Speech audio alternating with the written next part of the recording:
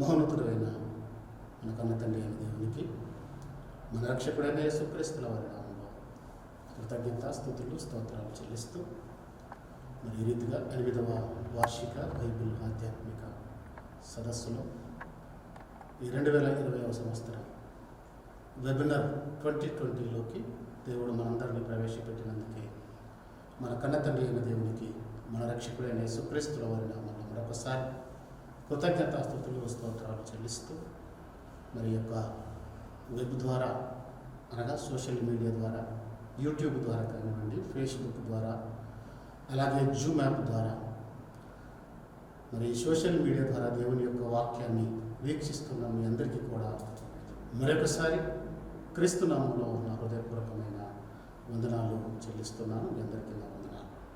ప్రియులారా, చిన్న ప్రార్థన చేసుకొని మరి ఈ వెబినార్ 2020లో 2వ రోజు 3వ అంశాన్ని గురించి మనం ధ్యానించుకుందాం.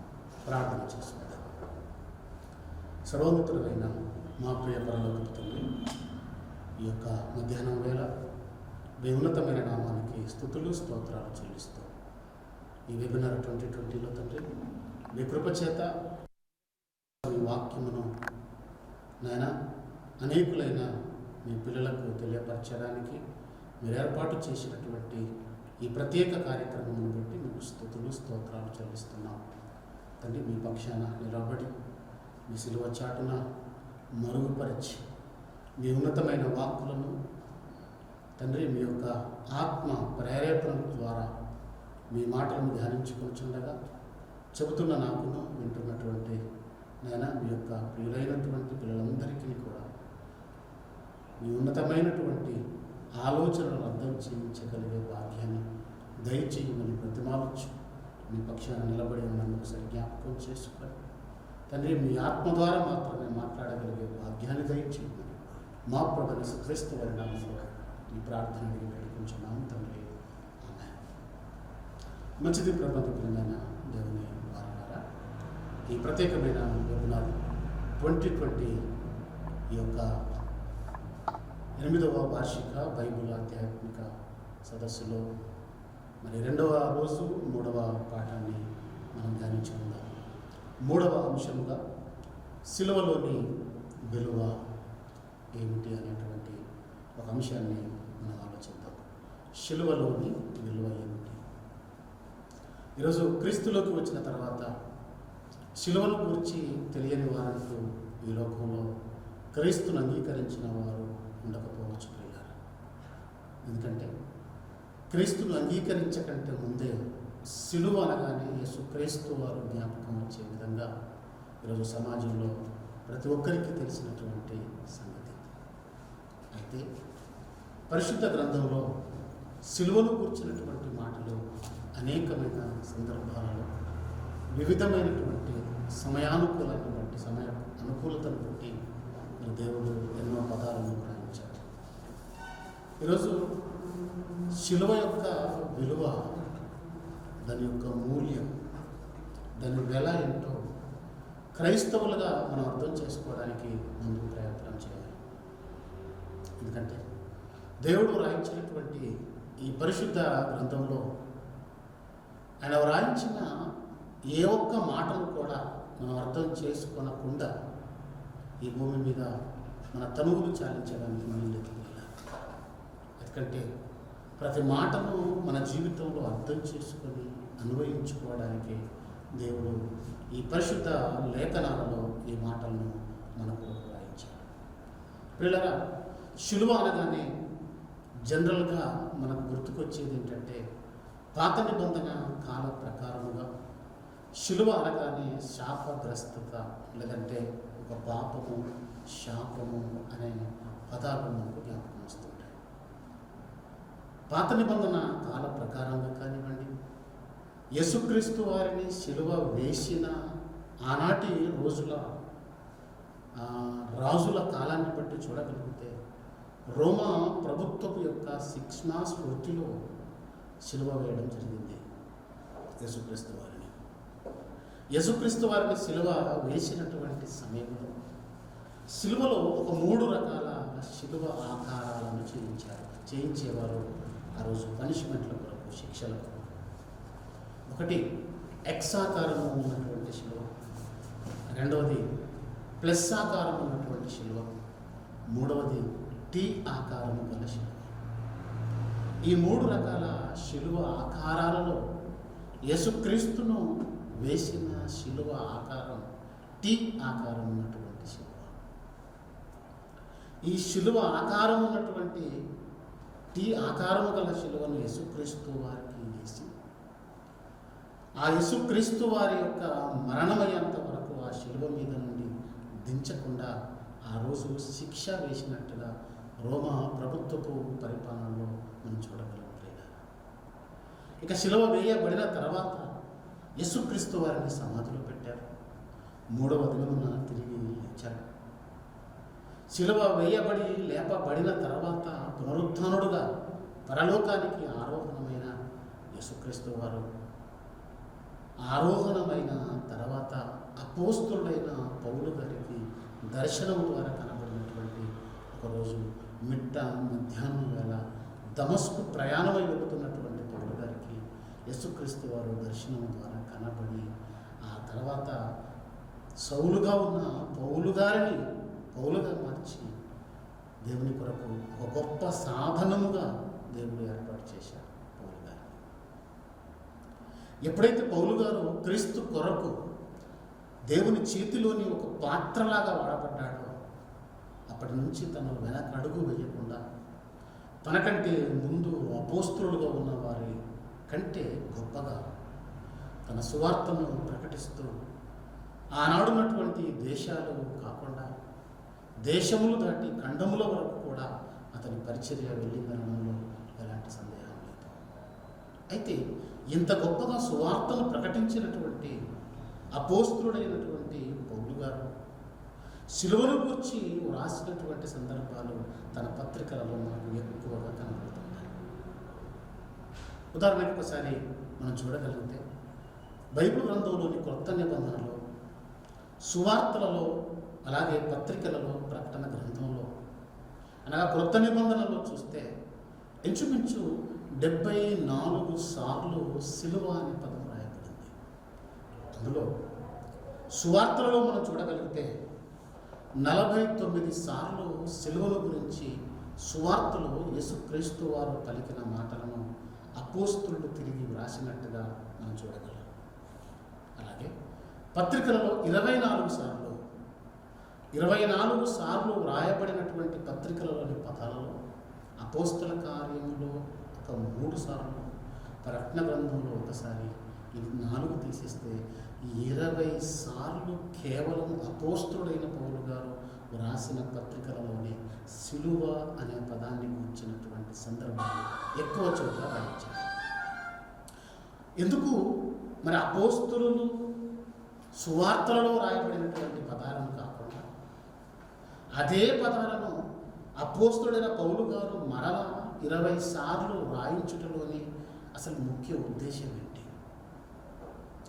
అపోస్తలుడైన పౌలు గారు యావత్ క్రైస్తవ సంఘానికి లేదా యావత్ మానవాళికి సిలువను పరిచయం చేయడానికి తను రాసినటువంటి పత్రికలలో 20 సార్లు ప్రయోగించవలసినటువంటి ఆ పదానికి ఉన్నటువంటి విలువ ఏంటి? దేనిని నేర్పించాలనుకుంటున్నాడు అపోస్తలుడైన పౌలు గారు అనే సంగతిని మనం చూడగలిగితే, తను రాసినటువంటి పత్రికలలో కొరింథీయులకు రాసిన మొదటి పత్రిక 2వ అధ్యాయము, ఒక్కసారి ఈ లేఖన భాగాన్ని మనం చూడగలిగితే ప్రియులారా, అపోస్తలుడైన పౌలు గారు కొరింథీయులకు రాసినటువంటి మొదటి పత్రిక 2వ అధ్యాయము 2వ వచనాన్ని మనం చూడగలిగితే ప్రియులారా, ఒక మంచి మాటను పౌలు గారు తెలియపరుస్తున్నారు. 2వ అధ్యాయము 2వ వచనం, నేను యేసుక్రీస్తును అనగా సిలువ వేయబడిన యేసుక్రీస్తును తప్ప మరి దేనిని మీ మధ్య ఎరుగకుందునని నిశ్చయించుకుంటుని. పౌలు గారు కొరింథీ సంఘానికి జ్ఞాపకం చేస్తున్నటువంటి మాట.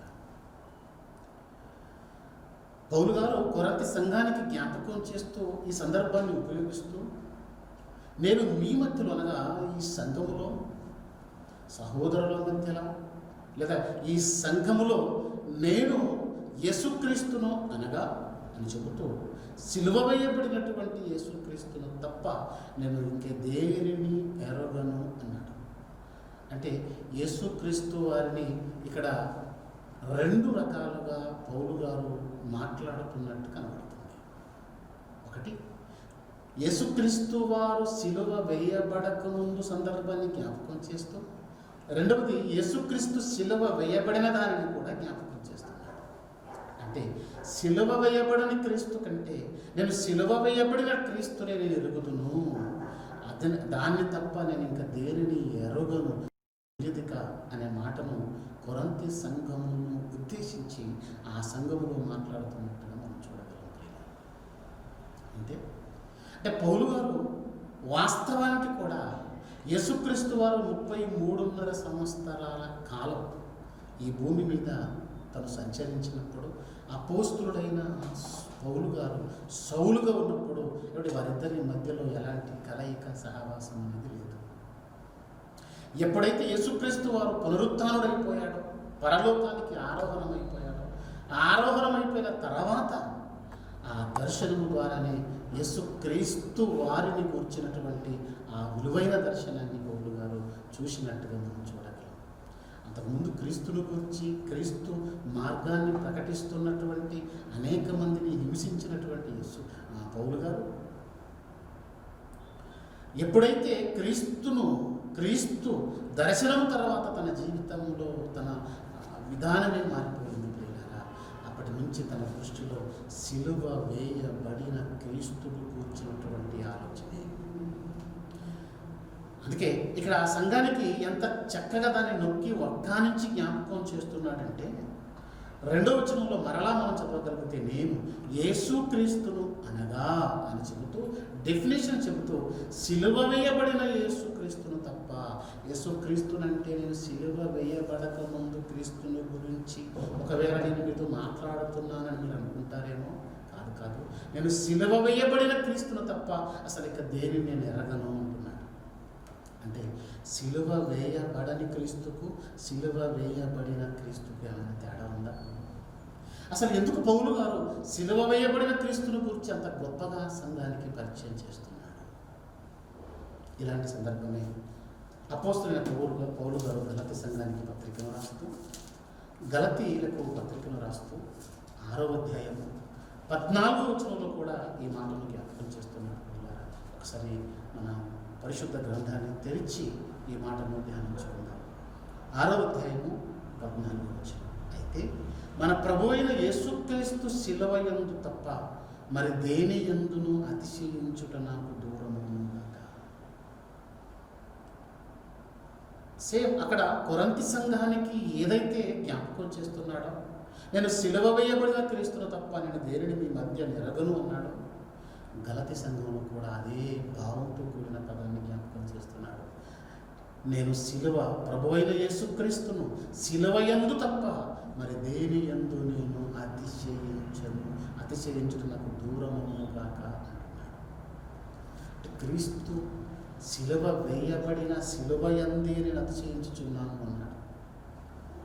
అంటే పౌలు గారి సంభాషణ, తన పత్రికలో రాస్తున్న విధానం నిజంగా ఆనాడున్నటువంటి క్రైస్తవ సమాజానికి ఒక ఆలోచనను కలిగించే విధంగానే ఉంది. ఈరోజు కూడా శిలువ శిలువ శిలువ అనే పదాలు క్రైస్తవులుగా మన నోట ఎన్నో పదాలు పలుకుతుంటాం. కానీ ప్రియులారా, శిలువ యొక్క విలువేంటో ఈరోజు మనకు అర్థం అయితే మన ఆత్మీయ జీవితాలు ఈ స్థితిలో ఉండవు ప్రియులారా.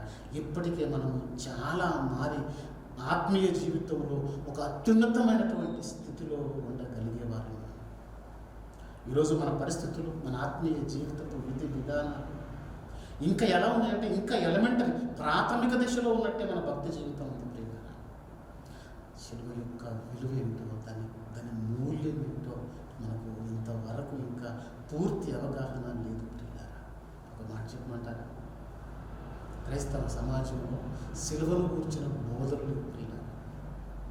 ఏదో గుడ్ ఫ్రైడే రోజు సంవత్సరానికి ఒక రోజు, ఆ రోజు మందిరంలో దేవాలయంలో మాట్లాడే బోధ తప్ప, సిలువను కూర్చిన శ్రమలను కూర్చిన మాటలు తప్ప, అసలు ఆ సిలువలోని విలువేంటో సంఘానికి తెలియపరిచే విధంగా పౌలు గారు ఆత్మ ప్రేరణతో రాస్తున్న ఆ సిలువ వేయబడిన క్రీస్తు తప్ప నేను దేన్ని ఎరగను, సిలువ వేయబడిన క్రీస్తునందు తప్ప నేను దేని యందు అతిశయించను, అది నాకు దూరమవును కాక అని సిలువ వేయబడిన క్రీస్తుని గురించి, ఆ సిలువను కూర్చున్నటువంటి సంగతిని పదే పదే ఎందుకు మాట్లాడుతున్నాడు అని చూడగలుగుతాం ప్రియులారా. ఆ సిలువలో యేసుక్రీస్తు వారు సిలువ పొందినటువంటి ఆ సిలువలో పౌలు గారిని ఆకర్షించింది ఏదో గొప్ప సంగతి ఉంది ప్రియులారా. పౌలు గారికి అర్థమైంది ఏదో గొప్పది ఉంది. ఈరోజు దాన్ని మనం అర్థం చేసుకోలేక చాలామంది చర్చెస్ మందిరాలు నిర్మాణం చేసి ఆ నిర్మాణాలు కట్టిన తర్వాత ఆ చర్చిల పైన శిలువ పెడుతుంటారు ప్రియులారా. ఒక శిలువ పెడితే బాగుండు కానీ 3 శిలువలు పెడుతుంటారు. మధ్యలో ఒక పెద్ద శిలువ, ఈ పక్క ఒక శిలువ, ఆ పక్క ఒక శిలువ. నాకు అర్థం కానిది ఏంటంటే అసలు 3 శిలువలు ఎందుకు? మీరు గమనించండి, మందిరాల పైన చాలామంది ప్రతి గొప్ప ఈరోజు సేవకులు కూడా దాన్ని ప్రోత్సహిస్తున్నారు. అసలు ఏంటి 3 శిలువలకు అర్థం ఏంటి అసలు? అంటే యేసుక్రీస్తు వారిని సిలువ వేసినప్పుడు కుడి పక్కన ఒక దొంగ, ఎడమ పక్కన ఒక దొంగ, మధ్యలో యేసుక్రీస్తు వారు ముగ్గురిని వేశారు కనుక మరి 3 శిలువలు అనుకుంటే మనకు పాప విమోచన కలిగింది యేసుక్రీస్తు వారి శిలువ ద్వారా తప్ప ఈ దొంగల శిలువ ద్వారా కాదు. కుడివైపున ఉన్న ఎడమ వైపున ఉన్న శిలువలో వారి ద్వారా కాదు. మరి వారి ద్వారా కానప్పుడు ఇంకా రెండెవరి? చాలామంది బైబిల్ తెలియక పై జ్ఞానంతో ఏమంటారంటే 3 శిలువలు అంటే మీకు తెలియదండి, తండ్రిది, కుమారుడిది, పరిశుద్ధాత్మ అని అంటుంటారు. మరి నాకు తెలియక అడుగుతాను, శిలువ వేయబడింది తండ్రా, పరిశుద్ధాత్మన, కుమారుడే. యేసుక్రీస్తు వారే శిలువ వేయబడ్డాడు. పరలోకమందున్న తండ్రి శిలువ వేయబడలేదు. పరలోకమందున్నటువంటి పరిశుద్ధాత్మ, ఇప్పుడు మనతో ఉన్నటువంటి మన ఆదరణకర్తగా ఉన్న పరిశుద్ధాత్మ శిలువ వేయబడలేదు. మరి ఎందుకంటే ఈ 3 శిలువలు? ఇలా మాట్లాడితే అపార్థం చేసుకునే వారి సంఖ్య ఎక్కువ ప్రియులారా. కాబట్టి ఎప్పటికైనా సత్యాన్ని గ్రహించండి. మీ చర్చిల పైన కానీ మీ మందిరం లోపల కానీ ఈ 3 శిలువలు ఉంటే 2 త్వరగా తీసేసేయండి. ఎందుకు తెలుసా? మీకు శిలువ విలువ తెలియక ఆ పక్కన ఇంకా 2 శిలువలు పెట్టారు ప్రియులారా. యేసుక్రీస్తు వారు సిలువ వేయబడిన యేసుక్రీస్తు వారు అనే పదం పదే పదే ఎందుకు పౌలు గారు ప్రస్తావించాడో ఆ లోతులోకి వెళ్ళి చూడగలిగితే నిజంగా ఆ శిలువలను ఇది విన్న తర్వాతనే మీరు తీసేస్తారు తక్షణం. ఇంతకీ అసలు ఏంటి ఆ శిలువలో ఉన్నటువంటి శక్తి? దీని గురించి పౌలు గారు మరొక చోట కూడా కొరింథీయులకు రాసిన మొదటి పత్రిక 1వ అధ్యాయము 18వ వచనంలో, కొరింథీయులకు రాసిన మొదటి పత్రిక 1వ అధ్యాయము 18వ వచనంలో ఇది అర్థం కాని వారి గురించి రాసిన మాటలు చూడగలిగితే, శిలువను గూర్చిన వార్త నశించుచున్న వారికి వెర్రితనం కానీ రక్షింపబడుచున్న మనకు దేవుని శక్తి అన్నాడు. అది బ్యూటిఫుల్ వర్డ్, ఎంత అద్భుతమైన పదం. అసలు ఈ పదములోనే శిలువను గూర్చినటువంటి పూర్తి అవగాహన ఉంది, కానీ దాన్ని మనం అర్థం చేసుకోవట్లేదు ఇప్పటికీ. ఇదిగో శిలువను గూర్చినటువంటి వార్త. నేను ఏ శిలువను గూర్చి అయితే మాట్లాడుతున్నానో, ఏ శిలువనైతే యేసుక్రీస్తు వారు భరించాడో, ఏ శిలువ మీదైతే యేసుక్రీస్తు వారు మరణించారో, ఆ శిలువ విలువేంటో నాకు అర్థమైంది. అది నశించుచున్న వారికి, నరకానికి వెళ్ళిపోతున్న వారికి, పాతాళలోకి వెళ్ళిపోయే వారికి, ఆ అగ్నిగుండంలోకి వెళ్ళే వారికి ఇది అర్థం కాదు అన్నాడు. నిజమే. ఈరోజు క్రీస్తును అంగీకరించిన మనలో కూడా ఎంతమందికి తెలిసింది దాని విలువ? మాకు తెలియదా అని చాలామంది మెడలో వేసుకునేవారు ఉన్నారు. మాకు తెలియదా అని ఇంటి తాళాలకు కీ చైన్లకు పెట్టుకునేవారు ఉన్నారు. మాకు తెలియదా అని దానిని పరిపరి విధములుగా ఆ శిలువ ఆకారాన్ని వాడుతున్నారే తప్ప ఆకారం గురించి అర్థమైందేమో దేనికి వాడాలా అని. కానీ ఆ శిలువ ఏంటి, దాని గొప్పతనము, దాని విలువేంటో ఈరోజు మనకు తెలియదనే చెప్పాలి. అందుకే నశించుచున్న వారికి అది వెర్రితనంగా ఉంది, కానీ రక్షింపబడుచున్న మనకు దేవుని శక్తి అన్నాడు. ఏంటి? శిలువను గూర్చిన మాట, ఇన్ఫర్మేషన్, శిలువను గూర్చినటువంటి ధ్యానం, శిలువను గూర్చినటువంటి ఆ ప్రక్రియ. దేవుడు ఎందుకు యేసుక్రీస్తు వారిని శిలువ మీద తన ప్రాణాన్ని అర్పించేటట్లు చేశాడో ఆ కాన్సెప్ట్ ఏదైతే ఉందో అది చాలా గొప్పది, అది జ్ఞానము కలది, అది నిజంగా రక్షణ కలది అని రాస్తున్నాడు ఇక్కడ పౌలు గారు. రక్షింపబడుచున్న మనకు అది దేవుని యొక్క పవర్ అన్నాడు, దేవుని యొక్క శక్తి అది అన్నాడు. ఈరోజు ఆ శక్తి మనకు అర్థం కాలేదు. దాని మూల్యం ఏంటో అర్థం కాలేదు, దాని వెల ఏంటో మనకు అర్థం కాలేదు, దాని ఖరీదు ఏంటో ఈరోజు మనకు అర్థం కాలేదు. ఎందుకంటే మనం ఎప్పటికీ ఏమనుకుంటున్నామంటే పాత నిబంధన కాలంలో రాయబడినట్టుగా శిలువ వేయబడిన వాడు శాపగ్రస్తుడు, శిలువ మీద వేలాడదీయబడిన వాడు శాపగ్రస్తుడు అనే పదాన్ని జ్ఞాపకం చేసుకుంటున్నాం. కానీ ఆ శాపగ్రస్తమైన దానిలో నుండి మనకు గొప్ప ఒక భాగ్యాన్ని, ఒక ధన్యతనిచ్చాడు. అది మనం అర్థం చేసుకోవాల్సింది. పౌలు గారు అర్థం చేసుకుంది అదే ప్రియులారా, పౌలు గారు అర్థం చేసుకుంది అదే. ఇదే పౌలు గారు గలతీ సంఘానికి రాస్తూ ధర్మశాస్త్రంలో రాయబడిన దాని గురించి జ్ఞాపకం చేస్తాం. అసలు శిలువ మీద వేలాడదీయబడిన వారి పరిస్థితి ఏంటో రాస్తూ 3వ అధ్యాయము 14వ వచనం చివరి సందర్భాన్ని చూడగలిగితే ఇందును గూర్చి మ్రాను మీద వేలాడిన ప్రతివాడును శాపగ్రస్తుడు అని వ్రాయబడి ఉన్నది. ద్వితీయోపదేశకాండం 21-23 వచనంలో, ద్వితీయ గ్రంథములో 21వ అధ్యాయం 23 వచనంలో రాయబడిన దానిని మరలా ఎత్తి చూపిస్తున్నాడు పౌలు గారు. ఇదిగో మ్రాను మీద వేలాడిన ప్రతివాడును శాపగ్రస్తుడు అని రాయబడింది. మరి యేసుక్రీస్తు వారు మ్రాను మీద అనగా శిలువ మీద వేలాడదీయబడ్డాడు కదా. అంటే దేవుడు మనకి ఏం నేర్పించాలనుకున్నాడంటే ఒక శాపమైన దానిలో నుండి ఒక గొప్ప ఆశీర్వాదాన్ని ఇవ్వాలనుకున్నాడు. ఒక శాపగ్రస్తమైన దానిలో నుండి ఒక విలువైన ఆశీర్వాదాన్ని, ఒక జీవాన్ని ఇవ్వాలనుకున్నాడు. ఒక మరణమైన దానిలో నుంచి ఒక అత్యున్నతమైన అమరత్వాన్ని ఇవ్వగలగాలనుకున్నాడు. దేవుని కాన్సెప్ట్ అంతా బ్యూటిఫుల్గా ఉంటుందండి. ప్రియులారా, మీరు బాగా గమనించాడు. దేవునిలో గొప్పవారు అనుకునేవారు ముందుకు రాణించలేరేమో, కానీ నిజంగా ఎన్నిక లేనివారు దేవుని పనిలో ఎక్కువగా రాణించగలరు. శిష్యుల గురించి మాట్లాడిన మాట అదే కదా. వారు విద్య లేని పామరులు అని అలాంటి సమాజం వారిని గుర్తించారు.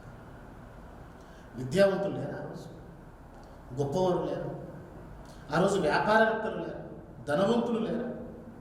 కానీ యేసుక్రీస్తు వారు కేవలం విద్య లేని పామరులను ఎందుకు ఎంచుకున్నాడు అంటే దేవుని కాన్సెప్ట్ అలాంటిది. ప్రియులారా, ఎప్పుడు కూడా మనం బాధపడకూడదు. నాకేం తెలియదని, నాకేం రాదని, నేనేం చెప్పలేనని, నేనేం ప్రకటించలేనని, నా వల్ల ఏది కాదని, దేవుని కొరకు నేనేం చెయ్యలేనని ఎప్పుడైతే మనము మన హార్ట్ బ్రోక్ అవుతుందో, మన హృదయం పగిలిపోతుందో, అక్కడి నుంచి దేవుడు నిన్ను ఒక గొప్ప వ్యక్తిగా, ఒక గొప్ప శక్తిగా తయారు చేయడానికి దేవుడు ప్రయత్నం చేస్తుంటాడు. ఇప్పుడు కూడా నిరుత్సాహపడద్దు ప్రియులారా. ఎప్పుడు కూడా దేవుని సన్నిధానంలో నా వల్ల ఏమవుతుంది అనుకోకూడదు ప్రియులారా. ఎందుకంటే ఏమీ లేని దానిలో నుండి ఈరోజు దేవుడు సృష్టిని చేశాడు. ఏమీ లేని దానిలో నుండి ఈరోజు ప్రకృతిని కలిగించాడు. అంత శక్తివంతుడైన శాపగ్రస్తమైన శిలువలో నుంచి మ్రాను మీద వేలాడిన ప్రతి వాడును శాపగ్రస్తుడు.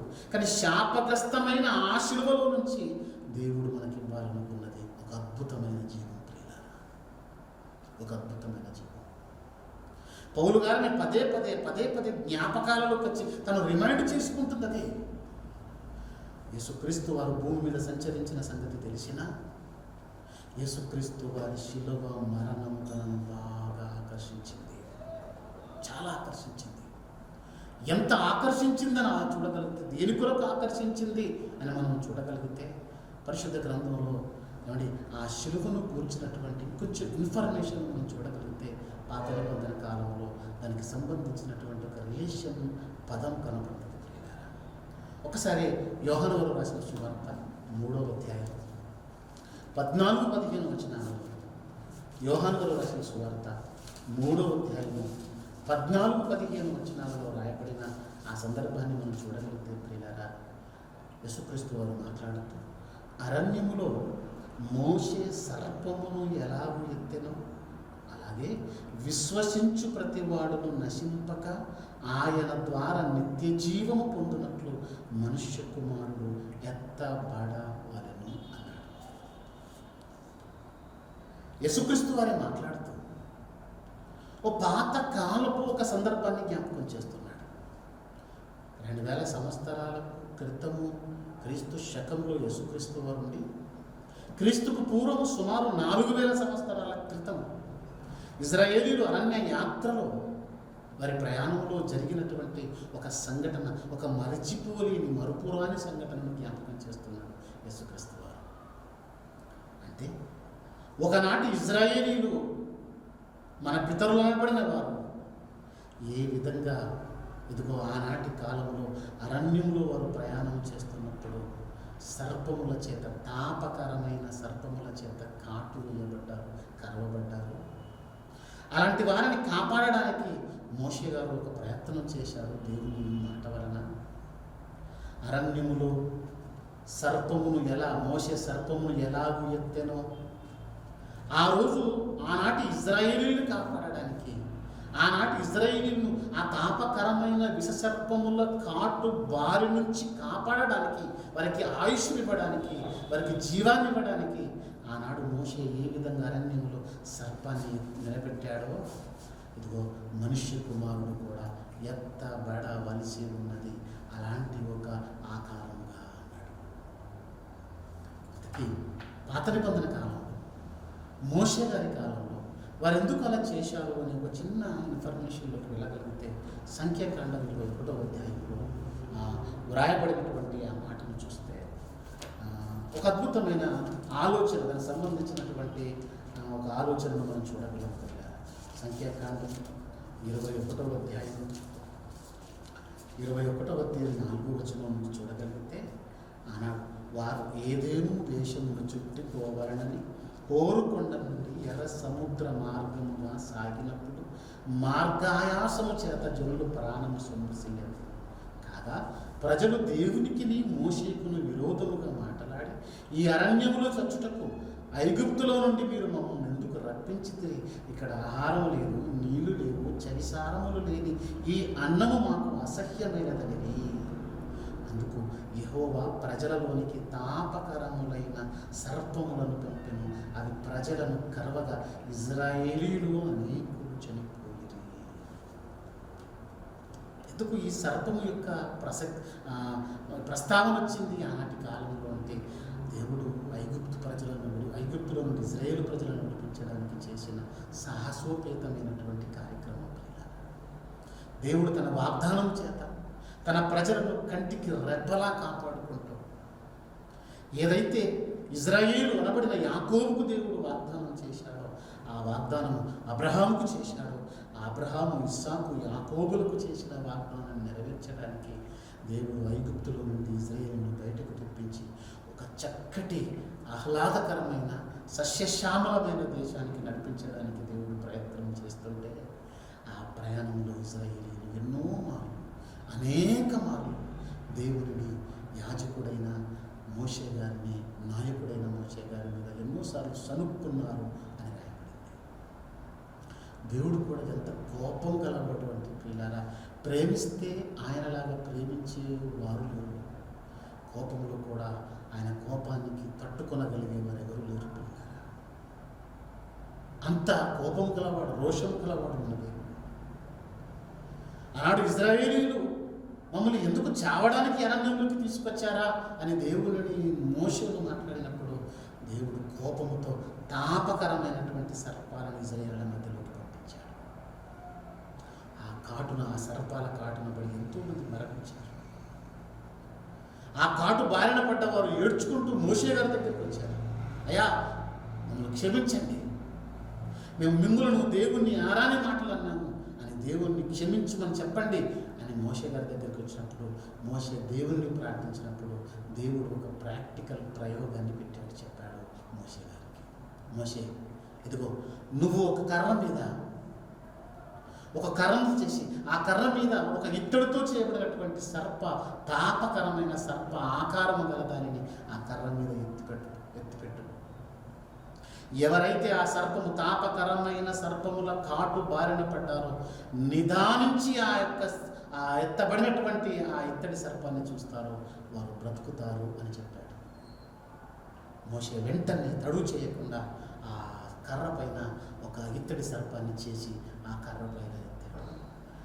ప్రజలందరూ వస్తూ ఒక్కొక్కరు వస్తూ ఆ తాపకరమైన సర్పాన్ని నిదానించి చూస్తున్నారు.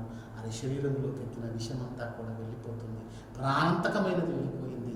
మరలా జీవం కలిగిన వారు మరలా ప్రాణంతో బ్రతికి బయటపడ్డారు. ఆ మాటలు జ్ఞాపకం చేస్తూ ఎంత చక్కగా రాశాడంటే 9వ వచనంలో, కాబట్టి మోషే ఇత్తడి సర్పం ఒకటి చేయించి స్తంభము మీద దానిని పెట్టెను. అప్పుడు సర్పపు కాటు తినిన ప్రతివాడు ఆ ఇత్తడి సర్పమును నిదానించి చూచినందున బ్రతికేను. నిదానించి చూచినందున బ్రతికేను అంటే ఆనాడు ఇత్తడి సర్పాన్ని చూసిన వారు సర్పపు కాటు విషము కూడా నివారించబడి, విషము కూడా శరీరంలోకి తీయబడి బ్రతికారు అనేది మీరు విన్నారు కదా. ఇదిగో ఇప్పుడు మనుష్య కుమారుడు కూడా ఎత్తబడబోతున్నాడు. ఆ మనుష్య కుమారుని నిదానించి చూచి ఆయన నామమందు విశ్వసించేవాడు నిత్య జీవము గలవాడు అని యోహాను గారు రాసిన సువార్తలో యేసుక్రీస్తు వారు దాన్ని టాలీ చేసి మాట్లాడుతున్నాడు. అంటే శిలువలో ఏముంది అని చూడగలిగితే ఆ ఇత్తడి సర్పము ఎత్తబడిన దానిలో ఏముంది అంటే మరణ నివారణ ఉంది. అక్కడ ఇజ్రాయేలు మరణించకపోవడానికి గల కారణం ఆ ఇత్తడి సర్పాన్ని చూస్తే ఎందుకో చావలేక బ్రతికారు అని చూడగలిగితే ప్రియులారా, వారు నిదానించి చూచుటలో దేవుడు వారి మరణాన్ని తీసివేశాడు. యేసుక్రీస్తు వారి శిలువలో ఏముందని చూడగలిగితే మన మరణానికి బదులు ఆ శిలువలో జీవం ఉంది ప్రియులారా, ఆ శిలువలో జీవం ఉంది. కానీ ఆనాటి ఇజ్రాయేలు నిదానించి చూశారు, మనం శిలువను నిదానించి అర్థం చేసుకోలేకపోతున్నాం ప్రియులారా. నిదానించి దాన్ని గ్రహించలేకపోతున్నాం, నిదానించి దాన్ని మనం అర్థం చేసుకోలేకపోతున్నాం. శిలువే కదా శిలువే కదా అనుకుంటున్నాం తప్ప ఆ శిలువలో ఏముంది అని ఆలోచిస్తే ఆ శిలువలో మరణాన్ని మృంగి వేయగలిగే శక్తి ఉంది ప్రియులారా. ఆ శిలువలో మరణం ఉంది, ఆ మరణాన్ని జయించగలిగే జీవం ఉంది. యేసుక్రీస్తు ద్వారా పౌలు గారిని ఆకర్షించింది అదే. ఎన్నో సంవత్సరాల నుంచి మరణాలు జరుగుతున్నటువంటి ఈ భూ ప్రపంచం మీద శిలువ మీద మరణించిన క్రీస్తు మరలా తిరిగి లేచాడంటే ఆయన శిలువలో జీవం ఉంది అనేది పౌలు గారిని ఆకర్షించింది. ఆయన కాన్సెప్ట్ ఒకటే, ఆయన ప్రారంభం ఆత్మీయ జీవితం ఒకటే, ఆయన ముగింపు వరకు ఒకటే తన మైండ్లో పెట్టుకున్నాడు. శిలువ వేయబడిన క్రీస్తు, శిలువ వేయబడిన క్రీస్తు, అది నేను ఎరుగుతాను, అదే నాకు కావాలి, అదే నాకు జీవం, అదే నాకు జీవం.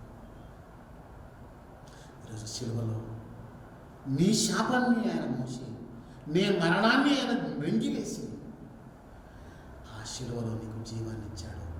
ఆ శిలువను గురించి నువ్వు ఈరోజు ఆ శిలువను నువ్వు భరించగలిగి, ఆ శిలువను నిదానించి నువ్వు చూడగలిగి, ఆ శిలువను నువ్వు మోయగలిగే స్థితిలో ఈరోజు ఉన్నావా? ఈరోజున్నా ఒకసారి ఆలోచించండి. ఎందుకు ఈ మాటలను ఏదో పదం మీరు ఈ కాన్సెప్ట్ ఈ టైటిల్ మీరు వింటే పాతదే అనిపిస్తుంది ప్రియులారా. ఒకసారి మనసు పెట్టి మీరు ఆలోచిస్తే ఆ శిలువలో అంత శక్తి, అది దేవుని శక్తి ఉన్నదన్నాడు కదా. ఆ శిలువలో రక్షింపబడుచున్న మనకు దేవుని శక్తి అన్నాడు కదా. ఇంతకు ఆ దేవుని శక్తి ఏంటి అంటే ఆ దేవుని శక్తి శాపగ్రస్తమైన మన కొరకు, శాపము లేనటువంటి యేసుక్రీస్తు వారు ఆ శిలువ మీద వేలాడబడి మరణించడం వలన మనకు జీవం వచ్చింది ప్రియులారా, మనకు జీవం వచ్చింది. అంతేనా? ఇంకా మీరు చూడగలిగితే ప్రియులారా, ఇంకా మీరు చూడగలిగితే ఆ శిలువలో ఏమేమి జరిగిందో, ఏమేమి ఉన్నాయో, ఆ శిలువకు ఎందుకు విలువ వచ్చిందో, ఆ విలువలో ఉన్న గొప్పతనం ఏంటో కొలస్సీలకు పత్రికను రాస్తూ అపోస్తలుడైన పౌలు గారు రాసినటువంటి సందర్భాన్ని మనం చూడగలిగితే ఒక్కసారి చూసుకుందాం. కొలస్సీలకు రాసిన పత్రిక, మొదటి పత్రిక, మొదటి అధ్యాయం 2వ వచనం. కొలస్సీలకు రాసిన మొదటి అధ్యాయం, కొలస్సీలకు రాసిన పత్రిక మొదటి అధ్యాయం 20వ వచనం. శిలువ రక్తము చేత సంధి చేసి ఆయన ద్వారా సమస్తమును, అవి భూలోకమందైనను పరలోకమందైనను వాటినన్నిటినీ ఆయన ద్వారా తనతో సమాధానపరచుకున్న వలనని తండ్రి అభిష్టమాయను అన్నాడు. అంటే శిలువ సంధి చేత, శిలువ అనే ఈ రాజు, శిలువ అనే ఈ సమాధానం చేత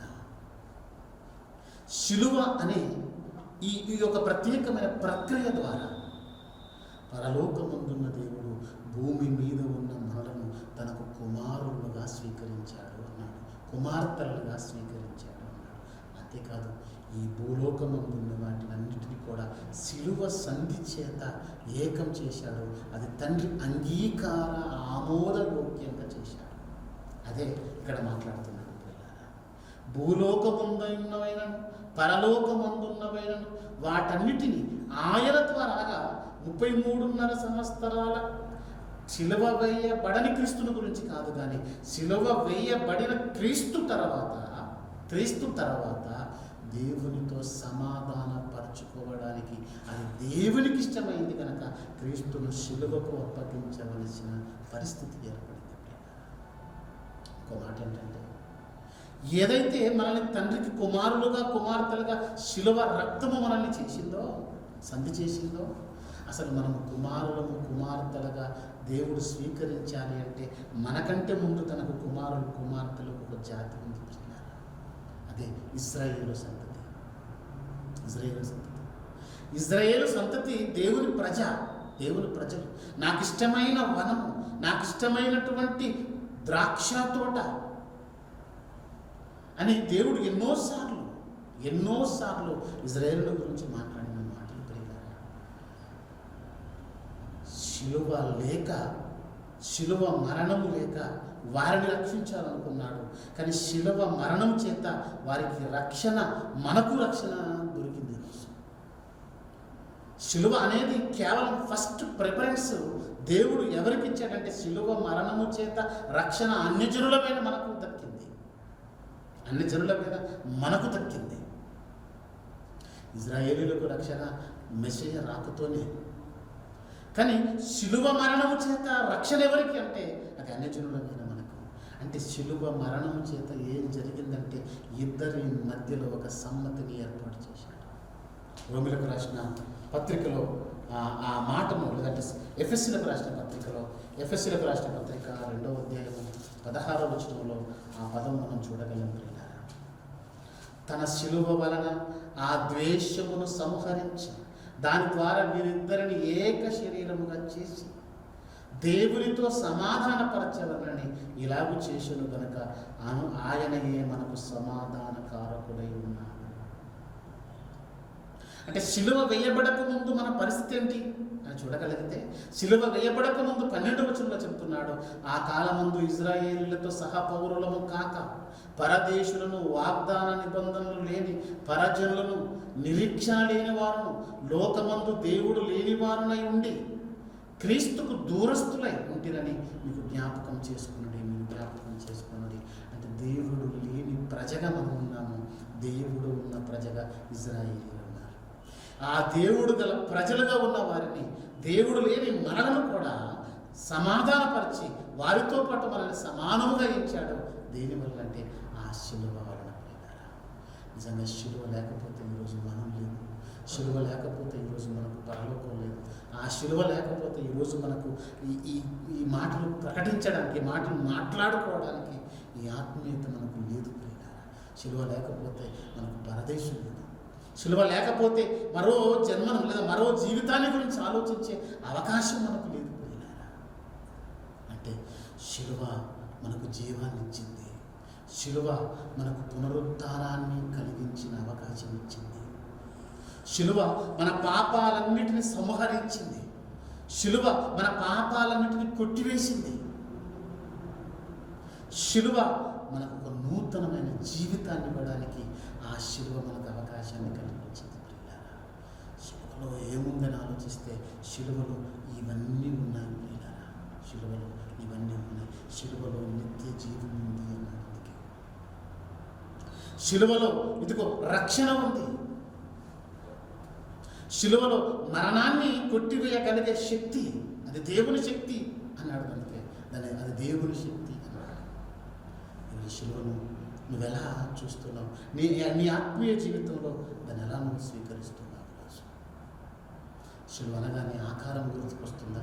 లేదా శిలువ అనగానే నీ పాపాలన్నింటినీ కూడా శిలువ వేయబడినటువంటి ఆ దృశ్యం జ్ఞాపకం వస్తుందా? శిలువ అనగానే నీకు ఏం జ్ఞాపకం వస్తుంది? అసలు శాపగ్రస్తులమైన మనకు జీవం జ్ఞాపకం రావాలి ప్రియులారా. శిలువలో ఆ శిలువ అనగానే మనకి ఏం జ్ఞాపకం రావాలంటే, అసలు ఎన్నిక లేని, అర్హత లేని నాకు ఆ శిలువ నాకు అర్హతనిచ్చింది. దేవునికి కుమారుడిగా లేనటువంటి నాకు కుమారుడు అర్హత ఇచ్చింది. కుమార్తెగా లేని నాకు కుమార్తె అర్హత ఇచ్చింది.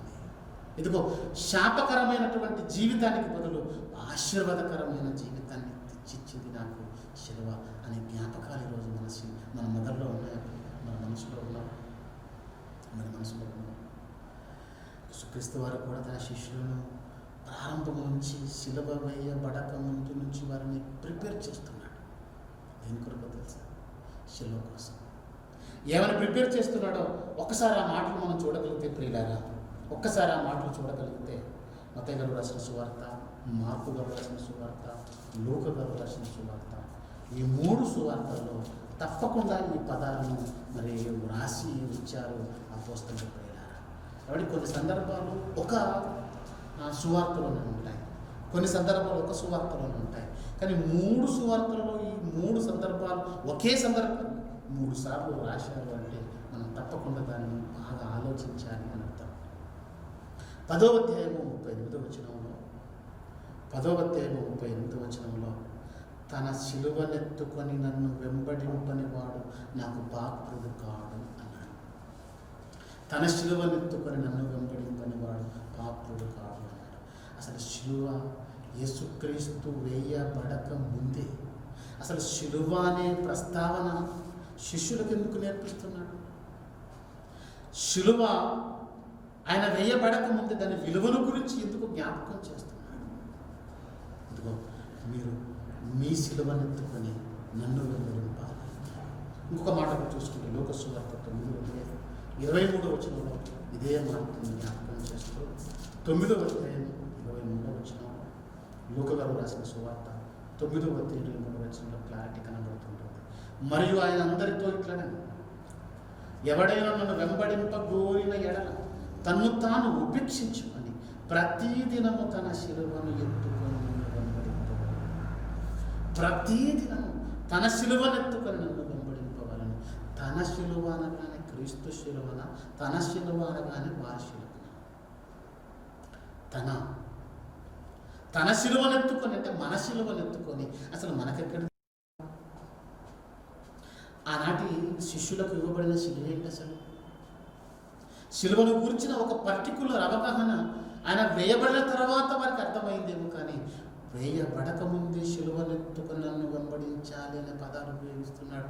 అంటే రాబోయే కాలానికి తన శిలువను ఎత్తుకొని, ఎవరి శిలువను వారు ఎత్తుకొని నన్ను వెంబడింపాలనే దాన్ని జ్ఞాపకం చేస్తూ వారిని మెంటల్గా, మానసికంగా, శారీరకంగా వారిని ప్రిపేర్ చేస్తున్నాడు.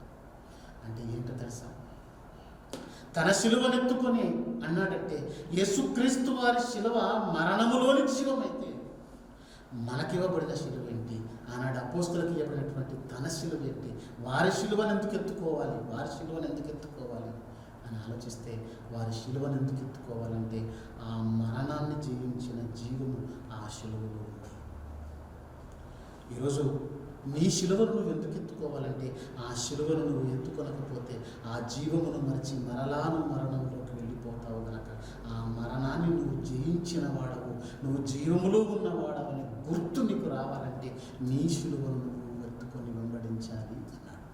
మీకు అర్థం కానికి ఒక చిన్న ఎగ్జాంపుల్ చెప్తాను. ఈ కరోనా వైరస్ వచ్చిన తర్వాతనండి మార్కెట్లోకి జపాన్ టెక్నాలజీ వారు ఒక పరికరాన్ని తయారు చేశారు. అదేంటంటే యాంటీ వైరస్ బ్యాడ్జ్ అనేది ఒకటి తయారు చేశారు. అప్పటికి ప్రపంచమంతటా అన్ని దేశాలకు ప్రాకిపోయింది కరోనా వైరస్. ఈ కరోనా వైరస్ అంతటా ఉంది కనుక లోకమంతటా కరోనా వైరస్ ఉంది. ఆ మధ్యలో మనం బ్రతుకుతున్నాం సమాజంలో కనుక ఆ యాంటీ వైరస్ అనే బ్యాడ్జ్ మనం మెడలో ధరించుకుంటే మనకు ఆ వైరస్ సోకదు అనేటువంటి ఒక ప్రకటన తీసుకొచ్చారు, ఒక మార్కెట్ తీసుకొచ్చారు. చాలామంది దాన్ని కొని వేసుకున్న వారు కూడా ఉన్నారు. అంటే కరోనా సమయంలో కరోనా మనకు రాకుండా ఉండాలంటే కరోనాకు సంబంధించిన యాంటీవైరస్ బ్యాడ్జ్ మనం మోయాలి, మన మెడలో ఉండాలి. అది ఉంటే మన దగ్గరికి వైరస్ రాదు అని తయారు చేశారు. అలాగే లోకమంతా లోకములో ఏముంది అని ఆలోచిస్తే లోకములో పాపముండును అన్నట్టుగా లోకమంతా పాపముతో నిండిపోయినది, పాపములో నిండిపోయినది. పాపపు లోకములో ఉన్న మనము జీవములో నుండి మరణములోకి దాటకుండా ఉండాలి అంటే ఇదిగో ఆ పాపపు లోకములో ఉన్న మనము పరిశుద్ధులుగా మారడానికి మనము కూడా ఈ పాపపు లోకములో శిలువను యాంటీవైరస్ లాగా, యాంటీ సిన్ అంటే పాపము చెయ్యకుండా ఉండడానికి మన శిలువను మనము మోస్తూ ఉండాలి అన్నాడు. మోయడం అంటే ఏదో తెలియని వాళ్ళు గుడ్ ఫ్రైడే రోజు శిలువ తయారు చేసుకొని చెక్కతో కర్రతో చేసుకొని మోయడం కాదు. ఇప్పటికీ ఆ ఆనవాయితీ, ఆచారము, ఇప్పటికీ ఆ మూఢత్వం జరుగుతుంది నేటి క్రైస్తవ సమాజం. గుడ్ ఫ్రైడే రోజు శిలువను ఆకారాన్ని తయారు చేసుకొని సిటీలో నడుస్తూ వెళుతుంటారు, ఊరేగింపు చేస్తుంటారు. శిలువ మోయమంటే ఆకారాన్ని మోయడం కాదు, దాని ఉద్దేశాన్ని మోయాలి. దాని ఉద్దేశం ఏంటంటే మరణము నుండి వేసింది జీవాన్ని ఇచ్చింది. అది నువ్వు జీవం ఇచ్చిన దాన్ని నువ్వు ధరించుకుంటే నువ్వు జీవము గలవాడవుతావు, గలదానం అవుతావు. ఎప్పుడైతే దానిని నువ్వు మోయకపోతే, ఆ జీవాన్ని మోయకపోతే మరలా యథావిధిగా మరణంలోకి వెళ్ళే ప్రమాదం ఉంది. అందుకే శిష్యులకు దేవుడు యేసుక్రీస్తు వారు నేర్పిస్తున్నాడు, తన్ను వెంబడించేవారు తన శిలువను ఎత్తుకొని ప్రతిదినము తన శిలువను ఎత్తుకోమన్నాడు. ఎవ్రీడే ఎందుకన్నాడు? ఏ రోజు నువ్వు మిస్ కాకుండా ఉండాలంటే, ఏ రోజు నువ్వు పాపానికి బానిసగా ఉండకుండా ఉండాలి అంటే నువ్వు దానిని ఎత్తుకోవాలి అని శిష్యులను ప్రిపేర్ చేసినటువంటి సందర్భము మనకు తెలుసు. ఈరోజు ఎలా మారిపోయిందో క్రైస్తవ సమాజం, అపోస్తలుడైన పౌలు గారు దాన్ని జ్ఞాపకం చేస్తున్నాడు. ఫిలిప్పీలకు రాసిన పత్రిక ఎందుకు ఆ పదాలను, ఎందుకు దాన్ని ప్రిపేర్ చేశాడు, శిష్యులను ఎందుకు ప్రిపేర్ చేయవలసి వచ్చింది అంటే పౌలు గారు జ్ఞాపకం చేస్తున్నాడు. ఫిలిప్పీలకు రాసిన పత్రిక 3:18 ఫిలిప్పీలకు రాసిన పత్రిక 3:18 ఆ శిలువల గురించి మాట్లాడుతూ నేడు ఎలా మారిపోయారో, ఆనాడు మారిపోయిన సంగతిని ఈనాడు దాన్ని జ్ఞాపకం చేస్తున్నాడు. చూడండి ఒకసారి 18 అనేకులు క్రీస్తు శిలువకు శత్రువులుగా నడుచుకొంచున్నారు, వీరిని గూర్చి మీతో అనేక పర్యాయములు చెప్పి ఇప్పుడు నువ్వు ఏడ్చుచూ చెప్పుచున్నాను, నాశనమే వారి అంతము, వారి కడిపే వారి దేవుడు, వారు తాము సిగ్గుపడవలసిన సంగతుల యందు అతిశయపడుచున్నారు, భూ సంబంధమైన వాటి యందే మనసుంచుచున్నారు, మన పౌరస్థితి పరలోకమున్నది. అంటే ఈ వచనాలలో, ఈ లేఖన భాగాలలో ఉన్నటువంటి భావాన్ని మనం ఆలోచించగలిగితే ప్రియులారా, అనేకులు శిలువకు శత్రువులుగా నడుచుకొనుచున్నారు అనగానే మనం ఏమనుకుంటామంటే క్రైస్తవులలో శిలువకు శత్రువులు ఎవరు ఉన్నారండి? లోకంలో మిగతా వారు అన్యజనాంగం శిలువకు శత్రువులు అనుకుంటాం. పౌలు గారు మాట్లాడింది లోకములో ఉన్న వారిని గురించి కాదు, సంఘములో ఉన్న వారిని గురించి మాట్లాడుతున్నారు. అంటే సంఘములో ఉన్నవారు ఏ శిలువ చేత మరణములో నుండి జీవములోకి వచ్చారో, ఏ శిలువ చేత అసలు రక్షణ లేని వారు రక్షణలోకి వచ్చారో, ఏ శిలువ చేత శాపగ్రస్తమైన బ్రతుకుల నుంచి ఆశీర్వచనపు బ్రతుకుల్లోకి వచ్చారో, అదే శిలువను గూర్చిన అవగాహన లేక, ఆ శిలువను మోయలేక, ఆ శిలువను గూర్చి ఈరోజు శత్రువులుగా మారిపోతున్న భక్తి నేటి క్రైస్తవ్యంలో ఉంది. అంటే మనం ఏదో ప్రపంచాన్ని ఉద్ధరించి క్రీస్తును అంచని వారిని బాగు చేస్తాము, బతిమిలాడుకొని వారిని క్రీస్తులోకి తీసుకొద్దాం అనే కంటే పౌలు గారి వేదన, వాదన ఒకటి ప్రియులుగా సంఘములో ఉన్న వారిని సరిచేసుకునేటువంటి మాటలు ఈరోజు కావాలి. ఈరోజు సంఘంలో ఉన్న వారిని సరిచేసుకునే మాటలు కావాలి. పౌలు గారు మాట్లాడుతుంది సంఘంలో ఉన్న వారిని గురించి. అనేకులు శిలువకు శత్రువులుగా ఉన్నారన్నాడు.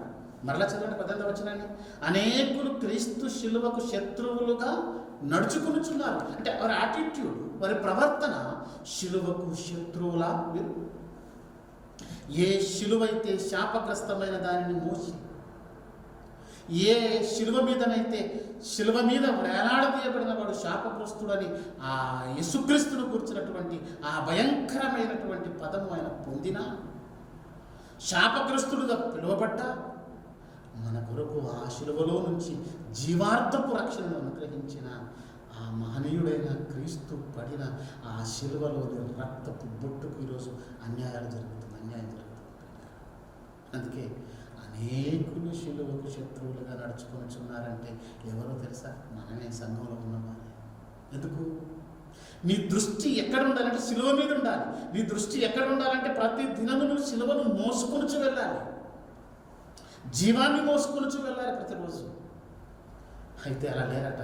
ఎలా ఉన్నారట? ఎందుకు శిలువకు శత్రువులు అన్నారు వారిని? కిందికి చూస్తే వీరిని గూర్చి మీతో అనేక పర్యాయములు చెప్పి ఇప్పుడు ఏడ్చుచూ చెప్పుచున్నాను. పౌలు గారు ఏడ్చుతున్నాడంటే తన ఫలితం అంతా, ప్రయాసంతా వ్యర్థమైందని కదా. తన కాలి నడకన సముద్రపు ప్రయాణం మీద ఎన్నోసార్లు సముద్రం మీద ప్రయాణం చేసినప్పుడు పడవ బద్దలైపోయి ఆ చీకటిలో కొన్ని రోజుల తరబడి కేవలం ఆ పడవ యొక్క చెక్కలు, పడవ యొక్క చిన్న చిన్న భాగాలు పట్టుకొని బ్రతికి ఆ ప్రాంతాలకు వెళ్ళి సువార్త ప్రకటించినటువంటి గొప్ప మహానుభావుడు పౌలు గారు. అలాంటి వారు శిలువకు శత్రువులుగా నడుచుకొనిచున్నప్పుడు ఏ శిలువనైతే ప్రకటించి అనేకులను రక్షణలోకి తీసుకొచ్చాడో పౌలు గారు, ఆ శిలువకు శత్రువులుగా మారిపోయారు. వారి గురించి ఇప్పుడు ఏడ్చుచు నేను మాట్లాడుతున్నాను అంటున్నాడు. ఎందుకంటే వారి నడకలు ఏమైనవి, వారి ప్రవర్తనలో ఎక్కడ మార్పు వచ్చిందో ఇక్కడ చెప్తున్నాడు కింద. నాశనమే వారి అంతము, వారి కడిపేవారి దేవుడు అంటే దీని అర్థం ఏంటో తెలుసా? కడుపు తప్ప ఇక మాకు ఇంకొకటి లేదు. మేము బ్రతకాలి, మా పిల్లలు బ్రతకాలి, మేము పోషింపబడాలి, మా పిల్లలు పోషింపబడాలి, మేము సంపాదించుకోవాలి, మా పిల్లలకు సంపాదించాలి. వారి కాన్సెప్టు, శిలువను కూర్చిన కాన్సెప్ట్ మారిపోయింది ప్రియులారా. శిలువను వారి మెడలో లేదు, వారి జీవితంలో లేదు, వారు మోయట్లేదు. అనుదినము ప్రతి దినము మోయాలి అని చెప్పిన అది లేదు. ఈరోజు మర్చిపోయారు. భూ సంబంధమైన వాటి మీద మనసు పెట్టారు. క్రీస్తును అంగీకరించి శిలువలో ఉన్న మరణము ద్వారా జయించి జీవములోకి వచ్చిన క్రీస్తును అంగీకరించిన ఏ ఒక్కరైనా భూ సంబంధమైన వాటి మీద మనసు ఉంచితే వారందరూ శిలువకు శత్రువులే అన్నాడు. ఎందుకు శిలువకు శత్రువులు అవుతారంటే శిలువలో విలువ ఏమిటో వాళ్ళకి అర్థము కాకపోయినా. హెబెలు పత్రిక రాస్తూ 6వ అధ్యాయం ఇదే మాట చెప్తుంటాడు. ఇదే మాట జ్ఞాపకం చేస్తుంటాడు. మీరు మరలా బాహటముగా శిలువ వేయించున్నారు, మరలా బాహటముగా సిలువ వేయించున్నారు. ఆనాటి యూదులకు అర్థం కాక సిలువ వేశారు, కానీ నీకు అర్థమైంది కదా. నీకు అర్థమయ్యేటట్లుగా సువార్తను ప్రకటించిన వారు ఉన్నారు కదా. ఆ ప్రకటింపబడిన సువార్తను విని కూడా ఆ సిలువలోనే నీకు విజయం ఉందని, ఆ సిలువలోనే నీకు జీవం ఉందనే సంగతిని కూడా నువ్వు మరిచి భూ సంబంధమైన వాటిని నువ్వు మరలా మనసు తింటావంటే నువ్వేం చేస్తున్నావంటే మరలా బాహటముగా ఆయన సిలువ వేస్తున్నావు అన్నాడు. పిల్లరా, నువ్వు సిలువ వేయడం ఏంటి? నేను ఆయన సిలువ వేయడం ఏంటి? ఇక్కడైనా ఒక్కసారి మనం మనసు మార్చుకొని మన యాటిట్యూడ్ వల్ల, మన ప్రవర్తన వల్ల, మన భూ సంబంధమైన మనసు వల్ల, మన కడుపు గురించి మనం ఆలోచించడం వల్ల, మన స్వార్థాన్ని గురించి మనం ఆలోచించడం వల్ల మనం సిలువ వేస్తున్నాము మన రక్షకుడిని మరలా. ఆనాడు సిలువ వేస్తే రక్షణ వచ్చింది, ఈనాడు సిలువ వేస్తే రక్షణ లేదు ప్రియులారా. నీకు ఆనాడు వారు సిలువ వేస్తున్నాడు, నీకు రక్షణ కలిగింది, నీకు జీవం కలిగింది, నువ్వు ఒక ఆశీర్వచనంలోకి వచ్చావు, నువ్వు ఒక పరలోకాన్ని అద్భుతరుడు అయ్యావు ఆనాటి శిలువ వలన. కానీ ఈరోజు నువ్వు మరలా వేసే శిలువ వలన నీకేముందో తెలుసా? అసలు నీకు ఎప్పటికీ ఇక మారు మనసు కలగదు అన్నాడంటే వారిని గురించి. ఏ శిలువ చేత పరలోకం ముందున్నటువంటి దేవుడు యేసుక్రీస్తు ద్వారా విజయోత్సవాన్ని కలిగించాడో ఆ విజయోత్సవాన్ని ఈరోజు క్రైస్తవ్యం మర్చిపోయింది. చివరిసారి ఆ మాట చూసుకొని ముగించుకుందాం. కొలస్సీలకు రాసిన పత్రిక 2వ అధ్యాయం 15వ వచనం. కొలస్సీలకు రాసిన పత్రిక 2వ అధ్యాయం 15వ వచనంలో మనం చూడగలిగితే ప్రియులారా, చివరి మాట చూసుకుందాం. మరియు మన అపరాధముల వలన శరీరమందు సున్నతి పొందక ఉండుట వలన మీరు మృతులై ఉండగా దేవుడు వ్రాతపూర్వకమైన ఆజ్ఞ వలన మన మీద రుణముగా మనకు విరోధముగా ఉండిన పత్రమును మేకులతో సిలువకు కొట్టి దాని మీద చేవ్రాతను తుడిచివేసి మనకు అడ్డము లేకుండా దానిని ఎత్తివేసి మన అపరాధములన్నిటినీ క్షమించి ఆయనతో కూడా మిమ్మల్ని జీవింపజేసెను. ఆయన ప్రధానులను అధికారులను నిరాయుధులుగా చేసి శిలువ చేత జయోత్సవము చేత వారిని పట్టి తెచ్చి బాహటముగా వేడుకకు కనపరిచెను. అద్భుతమైన పదం. మరలా నోట్స్ మీద రాసుకొని పదాన్ని వివరించి చదువుకొని విశ్లేషించి చదువుకోండి. ఈ ఒక్క వచనంలో ఎంత అద్భుతం ఉందో, ఎంత అద్భుతమైన వివరణ ఇచ్చాడో. పరలోక పరిశుద్ధాత్మ ప్రేరణ చేత మనం అపరాధముల చేత చచ్చిన వారమై ఉన్నాం. మన పాపాలను ఆ శిలువలో క్షమింపజేశాడు. అంతేకాదు, ఆ శిలువలో క్షమించడం కాదు, ఆ అధికారులందరినీ కూడా నిరాయుధులుగా చేశాడు శిలువ మరణం చేత. ఏ అధికారి కూడా ఏం చేయలేకపోయాడు. ఏం చేశాడు? యేసుక్రీస్తు వారి శిలువ వేయబడిన తర్వాత ఆయన ఏం చేయగలిగారు? వారి చేతిలో ఉన్న ఆయుధము బల్లెముతో పొడవగలిగారేమో, వారి చేతిలో ఉన్నటువంటి ఒక కొరడాతో కొట్టగలిగారేమో, కానీ వారు నిరాయుధులుగా మారిపోయారు. ఎందుకంటే వారి ఫలితం ఫెయిల్ అయిపోయింది. మేము క్రీస్తును చంపేస్తే అయిపోద్ది అనుకున్నారు, క్రీస్తును శిలువ వేస్తే అయిపోద్ది అనుకున్నారు. శిలువ వేయడములోనే ఉజ్జీవము తయారైంది, శిలువని వేయడములోనే పాపక్షమాపణ, శిలువ వేయడములోనే రక్షణ భాగ్యం లోకానికి వచ్చింది. అంటే ఆయుధ అధికారులు అందరూ కూడా నిరాయుధులుగా మారిపోయారు. లోకం ఏదైతే శిలువ చేత ప్రపంచం క్రీస్తు అయిపోయింది క్రైస్తవం అనుకున్నారు, కానీ అదే శిలువ చేత జయోత్సవము చేయించాడు అని రాయబడింది. వాటి బ్యూటిఫుల్ వర్డ్ ప్రియులారా. ఆయన మరణము చేత ఆయన శరీరంలో ఉన్న 5 నుంచి 6 లీటర్ల రక్తం మన కొరకు, మనల్ని విజయోత్సవం నడిపించడానికి, మనకు జీవాన్ని ఇవ్వడానికి, పరలోకానికి ఇవ్వడానికి ఆయన కార్చితే అదే శిలువను మరలా అన్వేస్తున్నావు బాహటంగా. క్రీస్తునందున సహోదరుడా, ఈ మాటలు విన్న తర్వాత నువ్వు శిలువను ఎత్తుకొనకపోతే, నీ జీవంలో నువ్వు దీన్ని కంటిన్యూ చేయలేకపోతే, ఆయనను వెంబడించకపోతే, ఆ శిలువలో ఉన్నటువంటి ఆ మరణాన్ని తీసివేశాడు, నువ్వు జీవంలో ఉన్నావనే సంగతి నువ్వు గ్రహించకపోతే, నువ్వు మేల్కొనకపోతే, నువ్వు ఇంకా ఆయన శిలువ వేస్తున్నట్టే. భూ సంబంధమైన వాటి మీద నువ్వు మనసు పెడితే, నీ కడిపేని దేవుడు అనుకుంటే, నువ్వు ఇంకా ఆయన శిలువ వేస్తున్నట్టే. నువ్వు శిలువ వేస్తే నీకు ఇక మారు మనసు లేదు అన్నాడు హెబ్రీయుల పత్రిక 6:6. వద్దు, ఆయన మరణం మనకు జీవమైనప్పుడు ఆయన శిలువ త్యాగం మనకు ఒక ఆశీర్వాదాన్ని ఇవ్వగలగాలి, మనకు ఒక జీవాన్ని ఇవ్వగలగాలి. ఇక నుంచి ఈ మాటలు విన్న తర్వాత ఖచ్చితంగా నువ్వు మారుతావని ఆశిస్తూ నీ కొరకు ఈ మాటలను నేను ఆవేశంతో చెప్పిన దేవుని ఆత్మతో మాట్లాడిన సంగతిని మీరు గ్రహించి మారు మనసు పొందాలని మనస్ఫూర్తిగా కోరుకుంటూ ఈ మాటలు ముగిస్తున్నాను. ప్రార్థన చేసుకుంటాం. మహోన్నతుడైన తండ్రి, ఈ మధ్యాహ్నం వేళ ఈ వెబినార్ ద్వారా తండ్రి మరి అనేకులకు మీ యొక్క మాటలు తెలియపరచాలనే ఉద్దేశం చేత ఈ సంవత్సరం కూడా మంచి ఆలోచనతో కూడినటువంటి అనే కార్యక్రమం మీ కృప ద్వారా జరిపిస్తున్నందుకు మీకు స్తోత్రాలు. మాట్లాడినటువంటి ఆయన శిలువలోని విలువ ఏంటి అనే అంశం ద్వారా అనేకుల హృదయాలను కదిలించి తండ్రి మీ చిత్తమును, మీ సంకల్పమును నెరవేర్చే విధంగా మీ పిల్లలందరినీ మార్చమని బ్రతిమాలొచ్చు. బాహటంగా మీ కుమారుని మరలా సేవగిస్తున్న వారు మార్పునందు తండ్రి వారిని క్షమించి వారికి మరొకసారి క్షమాపణ ఇచ్చి తండ్రి ఆ శిలువలోని విలువను కల్పించగలిగే భాగ్యం మా అందరికీ దయచేయమని బ్రతిమాలొచ్చు. మా ప్రభువు యేసుక్రీస్తు వారి నామములో ఈ ప్రార్థన వేడుకుంటున్నాం తండ్రి. ఆమేన్.